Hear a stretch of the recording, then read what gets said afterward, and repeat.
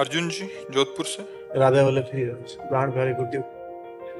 राधा वल्लभ श्री हरिवंश महाराज जी।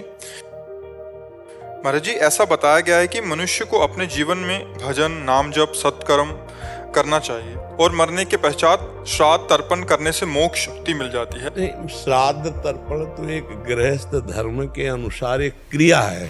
श्राद्ध तर्पण से मोक्ष नहीं होता। आप समझो ना, 4 लड्डू खोए के आटे के बनाकर उससे मोक्ष हो जाएगा। जिंदगी भर भजन नहीं किया, जिंदगी में आत्मज्ञान नहीं प्राप्त किया, आत्मज्ञान के बिना मोक्ष नहीं होता। चाहे जितने कुंटल 2 कुंटल लड्डू चढ़ा दो तो भी नहीं। अगर ऐसा होता तो सबका मोक्ष हो जाता ना। कौन नहीं पिंडदान करता, और कौन पिंडदान करने के लिए उत्साहित नहीं हो सकता कि भाई इसका मोक्ष हो जाएगा।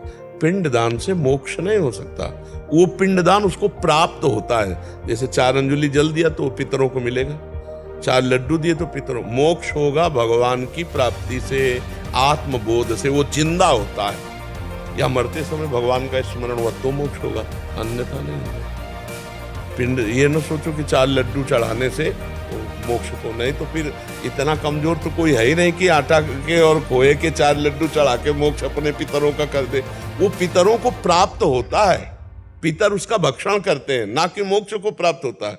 मोक्ष को तो तब प्राप्त होगा जब उसके कुल में कोई भगवत प्राप्त महात्मा हो जाएगा।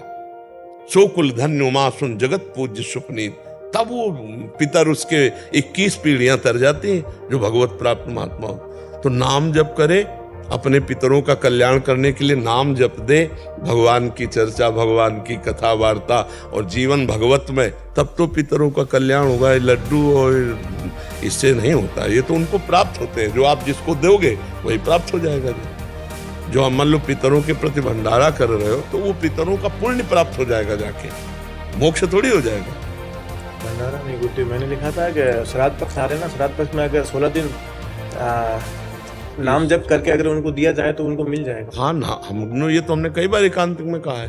तो हम केवल पिंडदान की बात कह रहे हैं कि पिंडदान से मोक्ष नहीं होगा। नाम जप करो, वही तो अभी हम कह रहे हैं। नाम जप करो, भगवान की आराधना करो, भगवान की लीला कथा जैसे भागवत महापुराण है, इनका पाठ करो और पितरों को दो, तो उससे कल्याण हो जाएगा।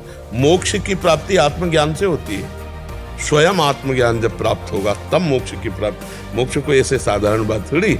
मोक्ष की प्राप्ति, कल्याण का मतलब होता है उन्नति होना। जैसे स्वर्ग से ऊपर है पितर लोग, पितर लोग से महालोक, जनलोक, ब्रह्मलोक, ऐसे। लेकिन मोक्ष प्राप्त हो जाना या भगवत साक्षात्कार हो जाना, ये तो स्वयं भजन करे, आत्मज्ञान प्राप्त हो तब, या कोई आत्मज्ञानी पुरुष उसके कुल में पैदा हो जाए तो भगवान कृपा कर दे उसके ऊपर तो है। तो खूब नाम जप करो, अपने पितरों को दो, उनका कल्याण हो जाएगा, पक्का हो जाएगा, इसमें कोई संशय नहीं। ठीक है ना।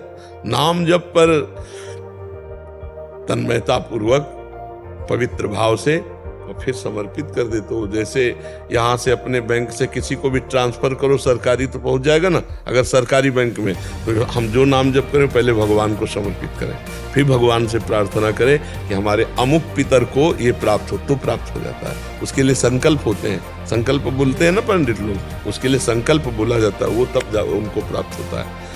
तो भगवान को पहले समर्पित किया जाता है।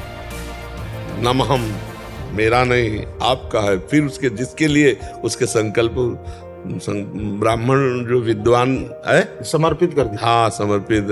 पहले संकल्प किया जाता है उसका, फिर समर्पित किया जाता है। ब्राह्मण जन संकल्प बोलते हैं, हरि ओम विष्णु विष्णु ऐसे नहीं बोलते। जम्बू द्वीपे भरत खंडे आर्यावर्ते और अमुक तिथि, अमुक नाम, अमुक और अमुक पितर को समर्पण हो जाए, तो फिर उसी के साथ समर्पण हो जाता है।